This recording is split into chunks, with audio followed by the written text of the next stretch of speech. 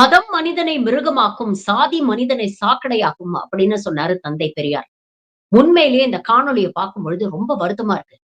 அடுத்த தலைமுறையைச் சேர்ந்த இளைஞர்கள் சாதி வெறியில எவ்ளோ அட்ராசிட்டீஸ் பண்றாங்க அப்படிங்கிறத பாருங்க.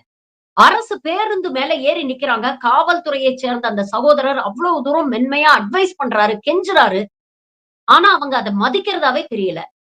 உண்மையிலேயே உங்க சமூகத்துக்கு பெருமை சேர்க்கணும்னு நினைச்சீங்கன்னா, இந்த வெட்டி பந்தால்லாம் ஓரங்கட்டி வச்சுட்டு, உழைச்சு, சம்பாதிச்சு, ஒரு நல்ல நிலைமைக்கு வந்து, உங்க சமூகத்தில் இருக்கக்கூடிய பின்தங்கியவர்களை முன்னேற்றக்கூடிய முயற்சியில இறங்குங்க. அதுதான் உண்மையிலேயே நீங்க சமூகத்துக்கு செய்யக்கூடிய ஒரு நல்ல விஷயமாக இருக்கும். அதுதான் சோசியல் ரெஸ்பான்சிபிலிட்டி, சிவிக் சென்ஸோட நடந்துக்கிறது.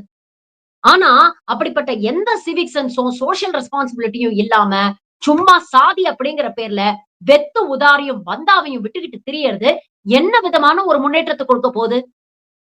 அடுத்த தலைமுறை இத கொஞ்சம் யோசிச்சு பார்க்கணும். உன்னுடைய அடையாளம் உன் சாதி கிடையாது. உன்னுடைய அடையாளம், உன்னுடைய படிப்பு, உன்னுடைய உழைப்பு, உன்னுடைய சாதனைகள். அதுதான் உன்னுடைய உண்மையான அடையாளம். இத என்னைக்கு இந்த தலைமுறை புரிஞ்சுக்க போதோ, அன்னைக்கு தான் உருப்படும்.